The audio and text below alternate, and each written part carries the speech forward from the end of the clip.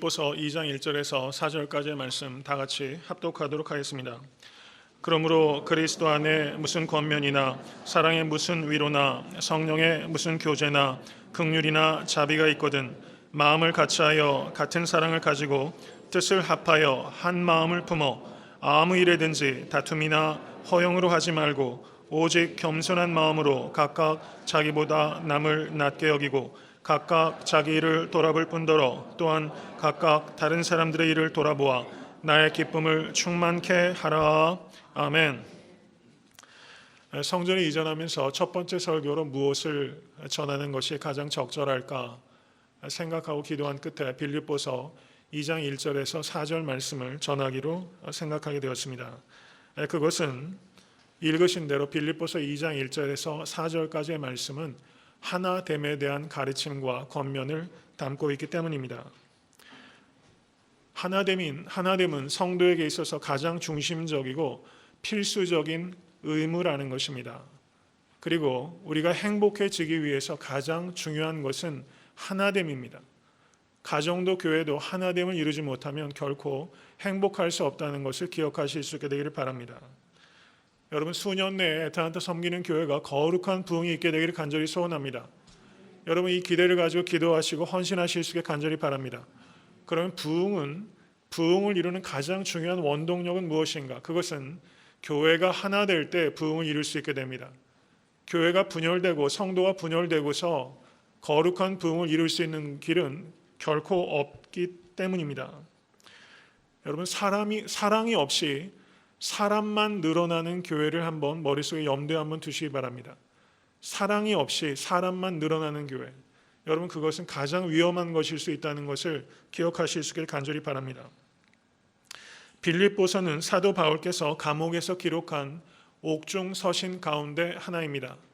많은 서신들 가운데 빌립보서가 가장 서정적인 서신이다, 이렇게 이야기하는 학자들이 많이 있습니다. 가장 서정적인 서신, 다른 어떤 교회들보다도 책망할 것이 적었던 교회가 바로 빌립보 교회입니다. 그런데 빌립보 교회 역시 문제가 있었는데 그 가장 큰 문제가 무엇인가 하면 그 교회에 불화가 있었다는 것입니다. 불화가 빌립보 교회의 가장 큰 문제였다는 것입니다. 사도 바울께서는 이 불화의 문제에 대해서 권면하고 가리키기를 힘썼습니다. 오늘 본문 말씀 바로 앞에 있는 빌립보서 1장 27절을 보시면 사도 바울께서 이렇게 가리킵니다. 오직 너희는 그리스도 복음에 합당하게 생활하라.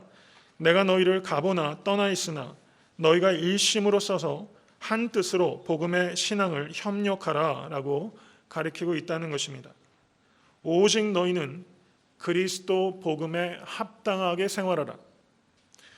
여기에서 생활하라 라는 번역이 저는 매우 적절하고 그리고 잘된 번역이라고 생각합니다.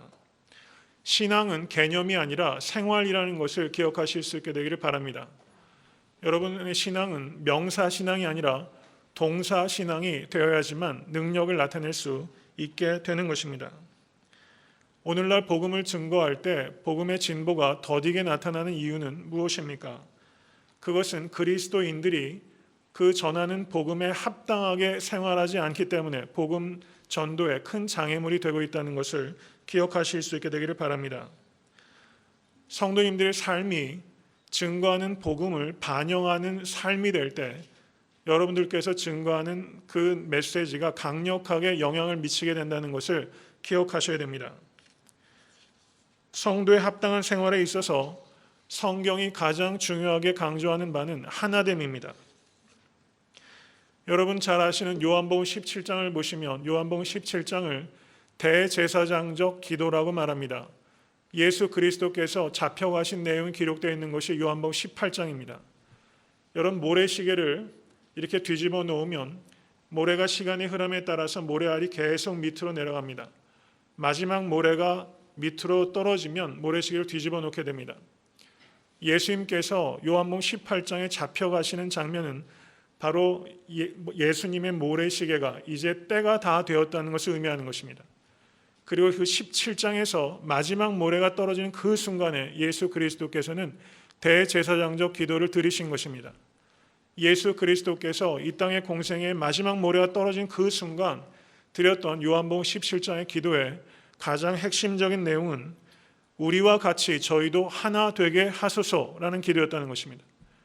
우리와 같이 저희도 하나 되게 하소서. 이 기도를 대제사장적 기도에서 예수님께서는 수차례 그 기도를 드릴 만큼 이 유니티가 예수 그리스도의 기도 가운데 가장 중심적인 내용이었다는 것을 기억하실 수 있기를 간절히 바랍니다. 애타한테 섬기는 교회가 이제 3년이라는 시간을 뒤로하고 또 3년이라는 시간을 내다보면서 저희가 오늘 첫 번째로 대예배를 드리게 됩니다. 저는 앞으로 저희가 직면하게 될 이 3년 동안 가장 우리에게 큰 위협은 무엇이 될까? 그것은 단언하건대 그것은 사탄의 공격은 우리의 유니티를 깨려는 것이 될 것입니다. 사탄의 가장 중요한 공격은 바로 유니티를 깨는 겁니다. 가정의 유니티를 깨고 있습니다. 그리고 교회의 유니티를 깨고 있습니다. 여러분, 전례 없이 가정이 분열되고 그리고 교회가 분열되는 시기를 살아가고 있는 것은 이것은 그 이면에 사탄의 공격이 있다는 것을 경계하시고 분별하시는 여러분과 제가 될 수 있게 간절히 축원합니다. 그래서 이곳에서 저희가 첫 번째로 대예배를 드리면서 제가 오늘 기도 가운데 선택하게 된 본물은 바로 겸손과 섬김으로 연합을 이루라는 것입니다. 연합을 이루는 것보다 중요한 것은 없습니다. 연합이 곧 승리이고 연합이 곧 부흥이라는 것을 기억하실 수 있게 될 간절히 바랍니다. 여러분, 행복을 원하지 않는 사람은 한 사람도 없습니다. 그런데 우리가 행복을 추구하면서 우리가 흔히 갖게 되는 착각은 행복은 소유가 증진될 때 행복해질 것이라는 착각에 빠집니다. 여러분, 그런 착각 가운데 우리는 사실은 빠져서 살아가고 있습니다. 그렇지만 어떻습니까? 소유가 많아져서 정말 행복한가? 여러분, 많은 소유를 가져보지 못한 사람은 여러분 돈 가지고 행복할까로 느낄지 모르지만 정작 많이 소유하고 높은 곳에 올라 있는 사람은 결코 돈 때문에 행복하지 않습니다. 여러분, 고대 철학자는 돈은 한 번도 사람을 행복하게 한 적이 없다라는 말을 세네카는 남겼어요. 여러분, 그 말을 깊이 생각해야 됩니다. 돈은 결코 한 번도 사람을 행복하게 한 적이 없어요. 다만 행복하게 할 것처럼 우리를 착각하게 하는 것입니다. 그러면 사람은 무엇을 통해서 행복해지는가? 그것은 소유가 많아짐으로 행복해지는 것이 아니라 관계가 회복되고 관계가 증진될 때 행복해진다고 성경은 말하고 있다는 것을 기억하실 수 있게 되기를 바랍니다.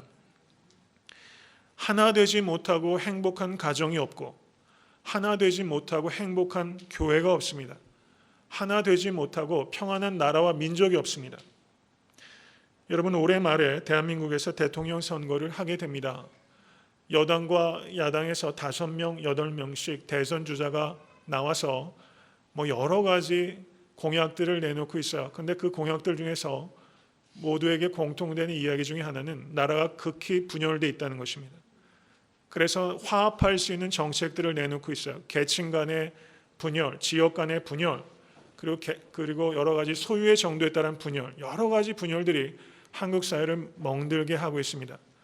저마다 여러 가지 전문자들과 멘토링하면서 좋은 이야기들을 많이 내놓고 있어요. 좋은 이야기들은 많은데 그 모든 일들이 대단히 피상적이라는 것을 경험하게 됩니다.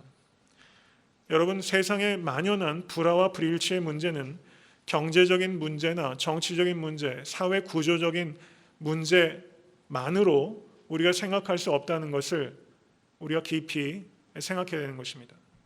여러분, 모든 문제, 모든 불화와 불일치의 그 근원적인 문제는 인간의 죄의 문제가 있다는 것을 우리는 분별해야 될 것입니다. 세상의 진정한 의미에 있어서 화해와 일치를 가져다 줄 수 있는 것은 그와 같은 세상적인 어떤 학문이나 이론이나 정치적인 구호로 되는 것이 아니라 오직 예수 그리스도의 십자가의 보혈이 아니고서는 진정한 의미의 화해와 일치를 가져다 줄 수 있는 길은 없다는 것을 확고하게 믿으실 수 있게 되길 간절히 바랍니다. 오늘 빌립보서 2장 1절의 말씀은 이렇게 우리에게 말씀합니다. 그러므로 그리스도 안에 무슨 권면이나 사랑의 무슨 위로나 성령의 무슨 교제나 긍휼이나 자비가 있거든 이라고 말하고 있어요. 이 구절은 대단히 난해 구절입니다. 성경 원어로 A라는 접속사가 있어요. 이 A를 번역할 때 if라고 번역합니다. 여기에서 사도 바울께서 말하는 바는 세상에 있어서 진정한 하나됨을 가져다 줄 수 있는 것은 예수 그리스도를 모르는 자연인은 할 수 없는 것입니다 라고 말하고 있는 것이에요. 진정한 하나됨의 그런 기초를 제공해 줄 수 있는 것은 오직 예수 그리스도를 믿는 그리스도인만 가능한 것입니다. 이것을 사도 바울이 말씀하고 있다는 것입니다.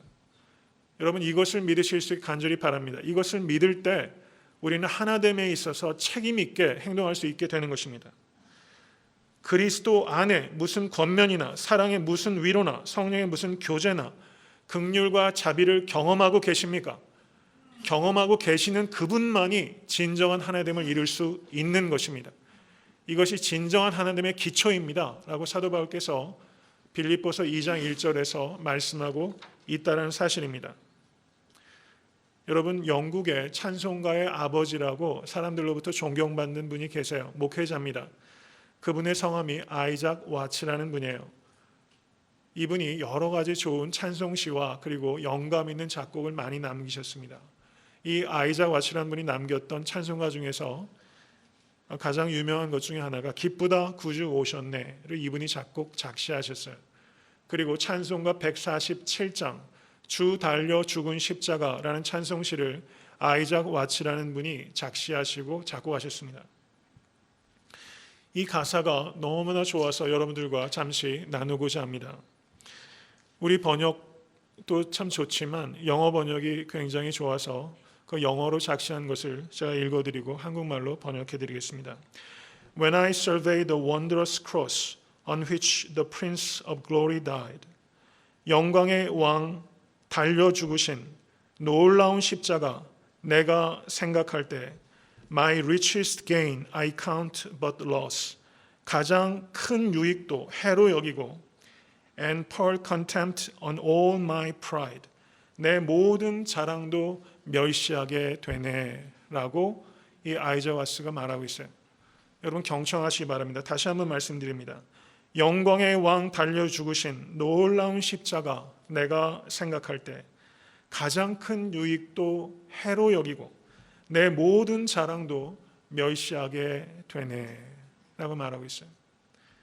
나의 이익도 나의 자랑도 다 내려놓을 수 있게 된다는 것입니다. 여러분, 내 이익과 내 자랑을 우리가 자연인은 절대 내려놓을 수 없어요. 내려놓고자 하지 않습니다. 말은 립 서비스를 할 수 있을지 모르지만 내 이익과 내 자랑을 내려놓으려는 의지도 없고 내려놓을 수 있는 능력도 없습니다. 오직 예수 그리스도를 믿는 참된 그리스도의 제자만이 내 이익과 내 이름에 대한 집착을 내려놓을 수 있는 것입니다. 주 달려 죽으신 십자가를 바라볼 때만 그 일을 할 수 있는 것이다. 이것을 기억하시는 여러분과 제가 될 수 있게 간절히 축원합니다. 여러분, 내 이름과 내 이익에 대한 집착을 내려놓지 못하면 다른 사람과 하나 될 수 없습니다. 그렇기 때문에 우리는 예수 그리스도의 십자가만을 바라볼 때 진정한 의미에서 하나됨을 원하고 또 진정한 의미에 있어서 하나됨을 성취할 수 있게 된다는 것을 기억하실 수 있어야만 됩니다. 빌립보서 2장 2절에서 사도 바울은 이렇게 선언합니다. 마음을 같이하여 같은 사랑을 가지고 뜻을 합하여 한 마음을 품어 라고 말하고 있어요. 네 가지 표현법을 가지고 매우 비슷한 메시지를 사도 바울이 반복하고 있어요. 이것은 사도 바울이 네 가지 표현을 쓸 만큼 하나됨을 사도 바울이 간절히 원하고 있다는 것입니다. 사도 바울은 지금 빌립보서를 어디에서 쓰고 있습니까? 감옥에서 쓰고 있어요. 옥중 서신입니다. 여러분, 감옥에 갇혀 보신 분 계십니까? 아마 거의 그런 경험을 갖고 계신 분은 없으실 거예요. 가장 기쁨과 어울리지 않는 장소가 감옥입니다. 그런데 사도 바울은 옥중 서신인 그 빌립보서의 별칭이 기쁨의 서신입니다. Jesus our joy, 예수 그리스도 나의 기쁨, 그것이 바로 빌립보서를 요약하는 가장 핵심적인 주제입니다. 그리고 사도 바울이 그 기쁨을 어디에서 얻을 수 있는가라는 것을 여러 가지로 설명하면서 오늘 본문에 사도 바울이 마음을 같이하여 같은 사랑을 가지고 뜻을 합하여 한 마음을 품으십시오 빌립보 교인들이여, 그렇게 될 때 나의 기쁨은 충만하게 될 것입니다 라고 말씀하고 있다는 사실입니다. 여러분, 우리가 유니티를 지킬 때 예수 그리스도께서 기뻐하시고 우리가 유니티를 지킬 수 있을 때 사도가 기뻐하고 여러분, 제가 어떨 때 가장 목회자로서 기쁠 것 같아요? 성도가 하나 될 때 외람되게도 저는 사도 바울의 이 기쁨이 저의 기쁨입니다. 성도가 하나 되는 것을 볼 때 기뻐요. 왜 안 그렇겠습니까? 자녀들을 키우는 부모들의 마음은 어때요? 여러분, 자녀들이 학교에 가서도 공부 잘해서 또 자기 앞길 잘 개척하면 기쁘죠. 그런데 자녀들을 통해서 가장 얻을 수 있는 큰 기쁨은 자녀들 가운데 우애하는 것입니다. 하나 되는 것입니다. 부모와 자녀가 하나 되는 것입니다. 여러분, 하나됨에서 얻는 기쁨이 가장 큰 기쁨입니다. 하나 되지 못하고 예수 그리스도를 기쁘시게 할 길이 없다는 것을 반드시 기억하신 여러분과 제가 될 수 있게 되기를 간절히 바랍니다. 여러분, 종교개혁자 존 켈빈이 나의 기쁨을 충만케 하라라는 이 사도 바울의 이 고백에 대해서 이렇게 표현을 했어요. 바울은 교회만 잘 되어간다면 자기 자신에 대해서는 전혀 걱정을 하지 않습니다. 그의 눈앞에는 고문이 있고 처형자가 바로 곁에 있었지만 이 모든 것들도 교회가 제대로 되어가는 것을 볼 때 그가 순수한 기쁨을 맛보는 것을 결코 막을 수 없습니다. 이렇게 말했어요. 고문이 눈앞에 있고 죽음이 눈앞에 있지만 교회가 잘 되는 것을 볼 수만 있다면 사도 바울에게서 그 기쁨을 빼앗아 갈 수 없습니다. 사도 바울은 그것을 말하고 있어요. 여러분, 존 켈빈은 이것을 정확하게 꿰뚫어 본 것입니다. 여러분, 교회가 제대로 되기만 한다면, 여러분 그런 소원이 여러분에게 있으십니까? 모쪼록 그런 소원 가지실 수 있게 간절히 축원합니다. 안타깝게도 제대로 된 교회 만나기 어렵고 그런 시대에 우리가 살고 있지 않습니까? 여러분, 다른 사람 얘기할 거 없어요. 우리 교회가 제대로 된 교회가 됩니다. 그리고 우리가 기도하십시다. 애틀랜타에는 많은 교회들이 제대로 된 교회가 될 수 있도록, 그리고 제대로 된 교회를 세우고 제대로 된 교회에서 신앙생활하는 것을 기뻐하실 수 있도록, 무슨 일이 있어도 제대로 된 교회가 있으면 기쁨을 얻는 그런 기쁨이 여러분 사도 바울에게만 속하는 기쁨이 아니라 모쪼록 사랑하는 성도님과 저의 기쁨이 될 수 있게 되기를 간절히 소원합니다. 마음이라는 표현을 사도 바울이 2번 하고 있어요. 마음이 중요한 것입니다. 마음을 지키는 것이 성을 지키는 것보다, 성을 얻는 것보다 더 중요하다고 잠언 기자는 말씀하고 있어요. 마음을 같이하여 한 마음을 품어라 라고 사도 바울은 말씀하고 있습니다. 여기서 마음을 같이한다라는 것은 어떤 의미겠습니까? 이것은 추상적인 이야기예요. 마음을 같이하는 것은 그러면 구체적으로 어떤 것을 의미하는 것인가? 마음을 같이한다라고 번역되고 있는 그리스어가 프로네오라는 단어입니다. 프로네오. 이 동사가 신약 성경에 26번 사용되고 있어요. 근데 바울 서신에 23번 사용되고 있습니다. 그러니까 이 프로네오라는 단어는 이 사도 바울의 단어라고 말할 수 있어요. 26번 중에 23번이 사도 바울이 이 프로네오를 사용하고 있고, 그리고 23번 중에 10번이 빌립보서에 나오고 있어요. 그것이 이 프로네오입니다. 마음을 같이하다. 그런데 마음을 같이한다는 이 프로네오라는 단어가 가지고 있는 가장 1차적인 뜻은 무엇인가 하니 그것은 생각을 같이하다라는 뜻이 있어요. 생각을 같이하다. 여러분, 마음을 같이한다는 것은 생각을 같이하는 것입니다. 생각을 같이할 때 우리가 마음이 같이 될 수 있다는 것을 의미하는 것입니다. 이것은 지적인 부분에 있어서 일치를 의미하는 거예요. 여러분, 교회는 2가지 토양 위에서 성장하게 됩니다. 교회는 사랑과 진리 안에서 성장하게 됩니다. 이것을 기억하십시오. 교회는 사랑과 진리 안에서 성장합니다. 사탄은 거짓의 영이고 성령은 진리의 영입니다. 진리의 영이신 성령님께서 성도님들 안에 맺으시는 첫 번째 열매는 무엇입니까? 사랑의 열매예요. 성령의 9가지 열매 중에서 첫 번째 열매는 사랑의 열매입니다. 진리의 영이 성도님들 가운데 임하시기를 축원합니다. 그 진리의 영이 성도님들의 삶 가운데 임하시면 맺게 되는 첫 번째 열매는 사랑의 열매입니다. 그래서 성도도, 그리고 거룩한 그리스도의 몸인 교회도 사랑과 진리 위에서 성장하게 되는 것입니다. 진리는 사랑으로 부드러워져야 됩니다. 사랑으로 부드러워지지 않으면 진리는 딱딱해집니다.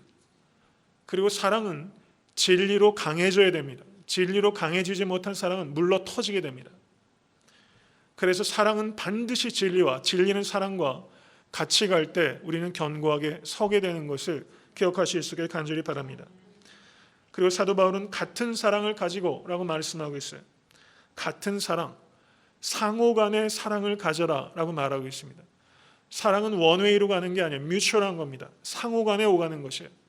이것은 정적인 면에서 일치를 사도 바울이 촉구하고 있어요.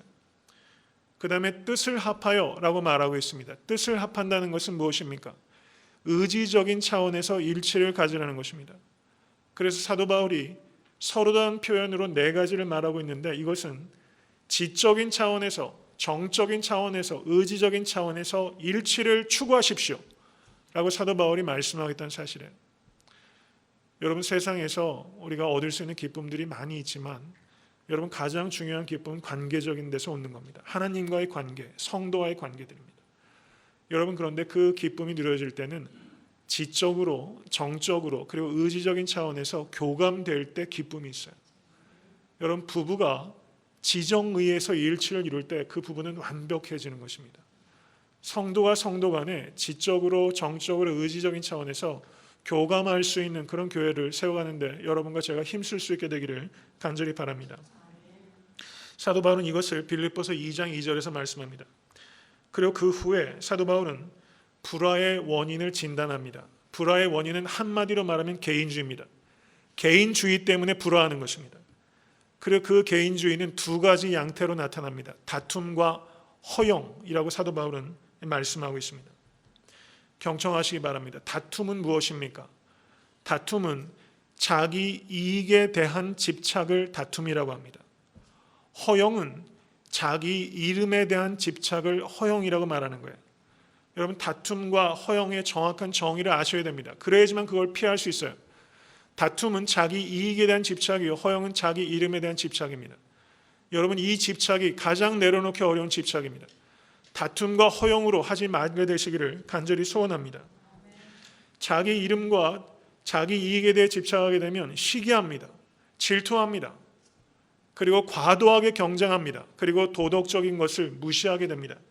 그래서 그 결과는 반드시 화합이 깨지고 저하되는 쪽으로 나타나서 나쁜 열매를 맺게 된다는 것을 경계하셔야만 됩니다.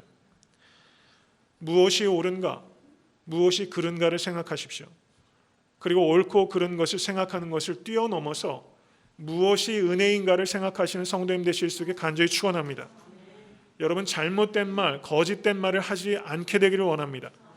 그렇지만 옳은 말, 바른 말을 하는 것이 능사는 아니라는 거예요. 옳은 말, 바른 말을 하면서 상처를 줄 수 있다는 것을 생각하시는 것을 성숙함이라고 합니다. 옳은 말, 바른 말을 뛰어넘어서 은혜의 말을 하셔야 돼요. 여러분, 그런 이력이 있지 않습니까? 저분 얘기는 다 맞는 말인데 듣고 나면 영 찜찜해요.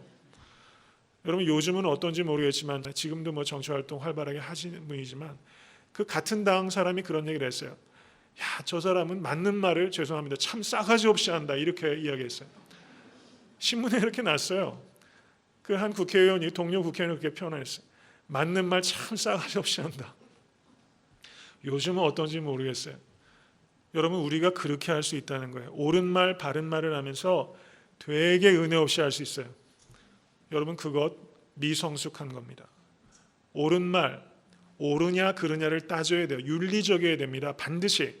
여러분, 그리스도인들은 윤리성을 회복해야 됩니다. 그렇지만 옳고 그른 것을 뛰어넘는 성숙함이 있어야 되는 것이고, 그것은 은혜입니다. 그래서 애타한테 섬기는 교회가 이제 새로운 곳으로 이전을 했어요. 우리에게 필요한 것은 무엇입니까? 은혜예요. 우리가 여러 가지 일들을 하다 보면 생김새가 다 다른 것처럼 생각하는 방식도 다르고 스타일도 다르고 많이 다릅니다. 여러분, 제가 어떤 일 할 때 혹시 답답하다고 느끼신 적 없으세요? 다 성향이 있고 각자 맡은 역할에 따라서 일하는 스타일이 다를 수밖에 없어요. 그러면 조금 삐걱거려요. 그건 살아있다는 거예요.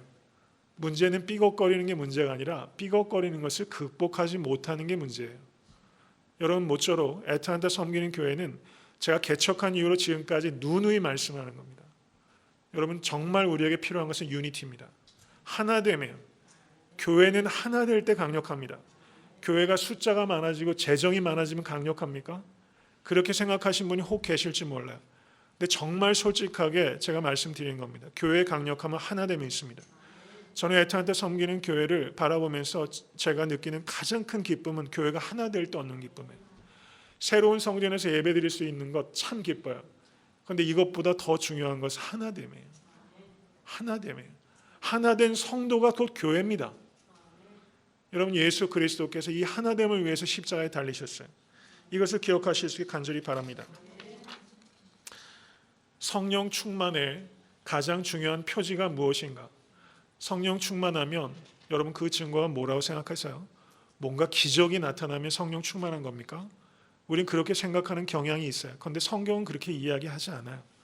성경은 성령 충만을 관계 충만이라고 말합니다. 성령 충만하면 하나님과 관계가 충만해지고, 아내와 부부가 관계가 충만해지고, 자녀들과의 관계가 충만해지고, 성도와 성도가 관계가 충만해지고, 헤어지면 보고 싶고, 힘 닿는 대로 만나고 싶고, 만나기에 힘쓰게 되고, 여러분 그것을 성령 충만의 증거다. 성경이 그렇게 말하고 있어요.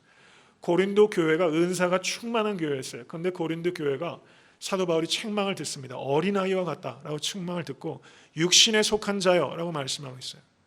육신에 속한 자여, 성령 충만하지 않다고 책망을 받았던 겁니다. 성령 충만은 관계 충만입니다.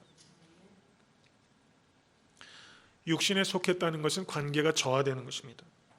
여러분, 어떤 부부가 있었어요. 서로 많이 싸우다가 두 사람이 결론을 냈어요. 이렇게 싸울 바에야 헤어지자. 그래서 이혼하기로 결정을 한 겁니다.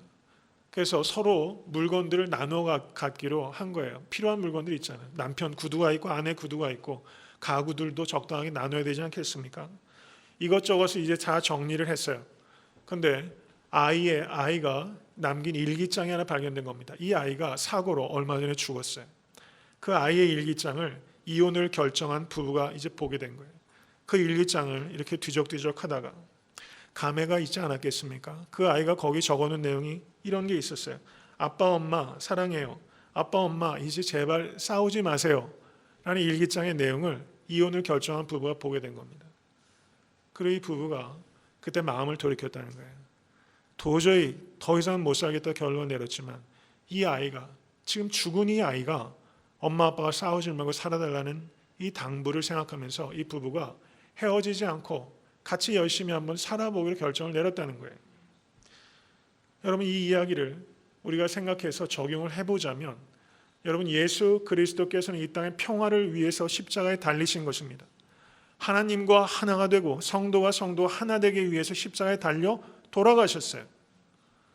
여러분, 아이의 일기장을 보고서 이 부부가 하나 되기로 결정했다는데, 우리가 예수 그리스도께서 십자가에 달려 하나됨을 위해서 죽으셨는데, 우리가 하나됨을 깨트리면 사도 바울은 갈라디아에서 말합니다. 예수 그리스도의 죽음을 헛되게 하는 것이다 라고 말씀하고 있다는 거예요. 여러분, 애타한테 섬기는 교회의 부흥은 반드시 하나됨 위에 서야 되는 것입니다. 여러분, 사탄은 우리의 하나됨을 깨뜨리려고 할 것입니다. 반드시 깨뜨리려고 할 거예요. 누구를 통해서 사탄이 역사할지 몰라요. 저를 통해서도 역사할 수 있습니다. 누구를 통해서라도 사탄은 하나됨을 깨뜨리려고 한다는 것을 우리가 예상해야 됩니다. 이건 예상할 수 있는 사탄의 공격이에요. 교회가 이전하고 또 여러 가지 일들을 도모하다 보면 이 하나됨이 깨어질 때가 많이 있어요. 여러분, 그때 여러분 하나됨을 지키십시오. 하나됨을 지키기 위해서 희생하십시오. 이것이 오늘 본문이 우리에게 주는 메시지라는 것입니다. 이제 다툼과 허용을 버려야 된다면 긍정적인 차원에서 우리는 어떻게 하면 하나됨을 지킬 수 있을까? 사도 바울은 두 가지로 말씀하고 있어요. 겸손과 섬김입니다. 저를 한번 따라해 보시기 바랍니다. 겸손과 섬김으로 연합하는 교회. 이것이 우리가 세워가는 교회라는 사실입니다. 자기보다 남을 낮게 여기고 라고 말하고 있어요. 그러면 우리보다 낮게 여겨야 되는 남은 누구냐 하는 것입니다. 나보다 선하고 나보다 경건하고 나보다 지혜롭고 나보다 성실한 사람은 여러분 앞에 가면 자연스럽게 고개가 숙여져요.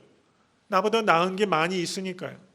그럼 나보다 남을 낮게 여기란 말이 나보다 낮게 여길 만한 구석이 많은 사람들을 낮게 여기라 이런 뜻입니까? 사도 바울은 그렇게 이야기하고 있지 않다는 거예요. 나보다 남을 낮게 여기고 했을 때는 나보다 나은 구석이 있는 사람뿐만 아니라 나보다 부족해 보이는 사람들까지도 다 포함해서 무조건적으로 무제한적으로 나보다 남을 낮게 여기십시오. 사도 바울이 그렇게 말씀하고 있다는 사실입니다. 어느 누구도 나보다 분명히 좋은 점이 있고 어느 누구도 나보다 분명히 잘하는 것이 있다는 것을 인정하실 수 있게 간절히 축원합니다. 여러분, 제가 일전에도 한두 차례 말씀드렸지만 성 어거스틴이라는 사람이 제자들로부터 질문을 받았습니다. 여러분, 이 말을 기억하십시오. 그리고 주변 사람들의 이야기를 하세요. 선생님, 그리스도인들에게 최고의 덕목은 무엇입니까? 어거스틴이 대답합니다. 그것은 겸손입니다. 다시 제자가 묻습니다. 두 번째 덕목은 무엇입니까? 그것은 겸손이다. 세 번째 덕목은 무엇입니까? 그것은 겸손이다. 그러자 제자가 질문을 바꿨어요. 그럼 겸손의 반대는 무엇입니까? 교만입니다. 교만은 무엇입니까? 여러분, 여기에 압권이 있어요. 교만은 무엇인가? 나는 지극히 겸손하다고 생각하는 것이 교만이다 라고 말했어요. 나는 지극히 겸손하다고 생각하는 것이 교만이다. 여러분, 혹시 겸손하다고 생각하는 착각을 하고 계십니까? 여러분, 여러분 안에 있는 교만을 보실 수 있기를 간절히 바랍니다. 여러분, 제가 음악에 대해서 정통한 사람은 결코 아니지만 여러분, 토스카니니라는 위대한 지휘자가 있어요. 이분이 뭘로 유명하냐면 베르디 오페라와 베토벤 교향곡에 대한 해석으로 전 세계적인 명성을 얻은 사람이에요. 그런데 이 토스카니니가 베토벤 심포니를 연주하기 위해서 연습 중에 단원들에게 이런 말을 했다는 거예요. Gentlemen, I am nothing. You are nothing. Beethoven is everything. 이렇게 말했다는 거예요. 위대한 지휘자 토스카니니가 I am nothing. You are nothing. Beethoven is everything. 베토벤이 전부라고 생각하는 마음이 있기 때문에 베토벤 해석에 있어서 세계적인 권위자가 된 거예요. 여러분, 예수님을 사랑하고 십자가로 가까이 가면 갈수록 우리는 I am nothing, 나는 아무것도 아닙니다를 깨닫게 되는 거예요. 그렇기 때문에 겸손할 수 있는 겁니다. 겸손은 상대적인 게 아니에요. 저 사람보다 내가 못해서 느끼는 겸손이 아닙니다. 여러분, 예수 그리스도의 십자가에 가까이 가는 사람은 겸손할 수밖에 없어요. 사도 바울이 나는 죄인 중에 괴수다 라고 말하고 있어요. I am nothing 이라고 말한 겁니다. 그 고백이 언제 있었는지 아세요? 사도 바울이 순교하기 전에 쓰여진 거의 마지막 서신인 디모데서에 기록되고 있어요. 그의 영성이 최고조로 갔을 때 사도 바울은 I am nothing, 나는 죄인 중에 괴수입니다 라고 고백하고 있다는 사실이에요.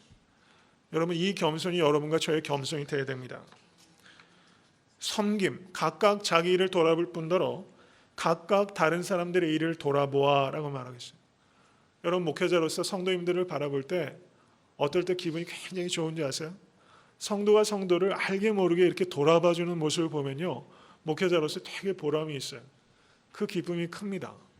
돌아보는 것, 이게 참 좋은 말이에요. 각각 자기 일을 돌아볼 뿐더러 각각 다른 사람들의 일을 돌아보십시오. 가정에서 부모를 돌아보고, 부모는 자녀를 돌아보고, 교회에서는 성도가 성도를 돌아보고, 목회자가 성도를 돌아보고, 목회자가 또 교육자를 돌아보는 상호간의 돌아봄이 있을 때 그 교회는 견고하게 서게 되는 것입니다.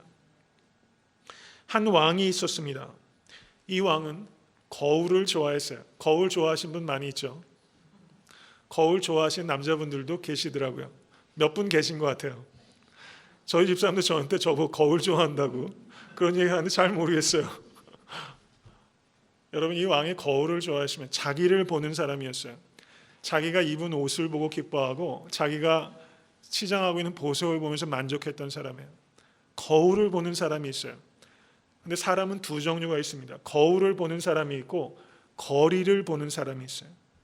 거울을 보는 사람과 거리를 보는 사람, 자기를 보는 사람이냐 아니면 다른 사람을 보는 사람이냐. 이 왕이 거울만을 볼 때 그 가신이 왕이 하는 일이 못마땅했던 모양이죠. 거울을 확 치워버렸어요. 그래서 왕이 그날은 거울을 못 본 겁니다. 그래서 옆에 있는 창을 통해서 거리를 보기 시작한 거예요. 거울을 통해서 자기의 화려한 옷을 보던 왕이 거리를 통해서 자기 백성들의 그 누추한 남루한 옷을 보기 시작했어요.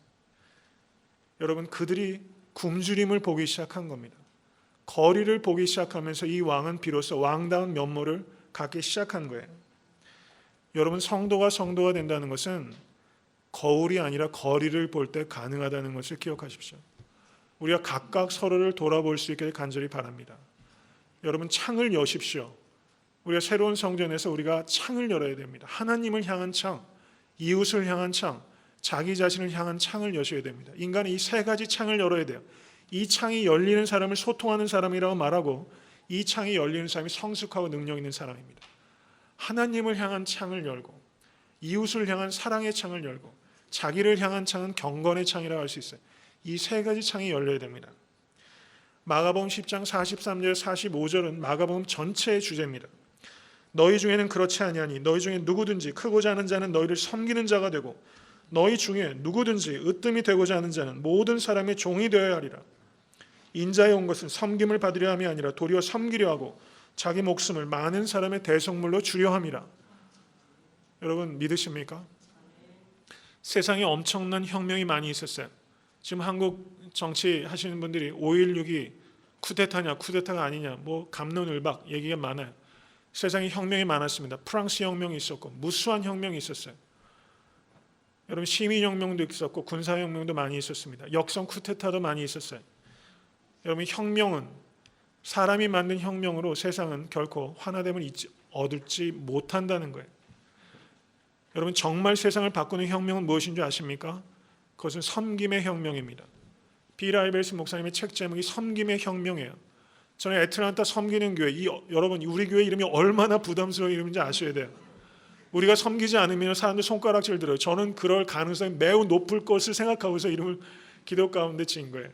섬김의 교회가 아니라 섬기는 교회로 졌어요. 우리는 섬김이 명사가 아니라 동사가 되어야 된다는 각오를 거기 표현한 겁니다. 여러분, 우리가 어떻게 섬기고 있느냐, 이것을 고민해야 될 시점이 우리는 왔다고 저는 생각해요. 여러분, 미국에 좋은 교회들이 많이 있어요. 빌 하이벨스 목사님의 윌로우 크릭, 그리고 세들백 교회, 한국에서 많이 롤 모델로 벤치마킹합니다. 그 교회에 대해서 여러 가지 생각하는 게 다양한 의견들이 있을 수 있어요. 그러나 저는 개인적으로는 미국에서 우리가 롤 모델로 삼고 싶은 교회가, 제 개인적으로는 워싱턴 DC에 있는 세이비어 처치입니다. 한번 인터넷을 검색해 보세요. 세이비어 처치라는 교회가 있어요. 근데 그 교회가 불과 수백 명밖에 되지 않아요. 의도적으로 숫자적으로 커지는 것을 조심하고 경계하고 있는 교회. 아마 숫자적으로 크려고 했으면 몇만 명 교회 금방 됐을 겁니다. 의도적으로 수백 명을 유지하고 있어요. 아마 오시는 분들은 양육해서 보내기 때문에 그럴 거라 생각합니다. 제가 그 책을 한 권 읽은 적이 있어요. Save Your Church. 근데 수백 명밖에 안 되는 그 교회가 이웃을 위해서 드리는 헌신이 1년에 1,000만 불이에요. 1년에 1,000만 불을 이웃을 위해서 내놓는 교회예요. 7개 분야에서 75개 사역을 하면서 1,000만 불을 내놓는 교회가 되고 있다는 말입니다. 저는 이제 애틀란타 섬기는 교회가, 저희가 아직은 새빵살이 하고 있잖아요. 그런데 정말 우리가 무엇을 생각해야 되는가? 섬김을 생각해야 됩니다. 우리는 얼마를 내놓을 것인가? 이것을 고민해야 돼요. 정말 고민해야 됩니다. 우리가 어느 정도 자립할 수 있는 근거가 되면 우리는 총력을 기울여서 섬기는데 교회의 모든 재정과 그 휴먼 리소스를 거기에 쏟아 부어야 됩니다. 다소 부담스러울 만큼 섬기는 일에 우리가 나서지 않으면 결코 성경의 혁명은 나타나지 않습니다. 여러분, 이 일에 우리가 물질과 그리고 시간을 드리는데 여러분과 제가 헌신하실 수 있길 바라고, 제가 그 제일 앞장에 서는 목사가 되었으면 하는 욕심이 있어요. 여러분께서 그런 욕심 가지실 수 있길 간절히 바랍니다. 섬기는 데 있어서 최전방에 서는 사람이 되겠다는 그런 욕심. 말씀을 맺습니다. 어렸을 때 제가 갖고 놀기 좋아하던 게 부메랑이었어요. 내 친구는 던지면 쫙 잘 돌아오는데 제가 던지면 꼭 앞에 떨어지더라고요. 이 부메랑이라는 무기가 호주의 원주민들이 사용하는 무기예요. 공기 역학을 이용해서 던지면 그것이 던진 사람에게 돌아와요. 여러분, 겸손과 섬김의 부메랑을 던지십시오. 그것을 던지면 기쁨이 충만하고 성령이 충만하고 능력이 충만하고 행복 충만하게 됩니다. 겸손과 섬김의 부메랑을 던지는 성도와 교회, 그것이 오늘 새로운 예배처소에서 처음 예배드린 여러분과 저에게 던져주시는 하나님의 말씀입니다. 자기 이익과 자기 이름이라는 다툼과 허영을 버리시고 겸손과 섬김의 부메랑을 던지자. 이 말씀을 기억하시고 성도님들의 삶의 자리에서 놀라운 혁명이 경험될 수 있게 되기를 주님의 이름으로 간절히 축원합니다.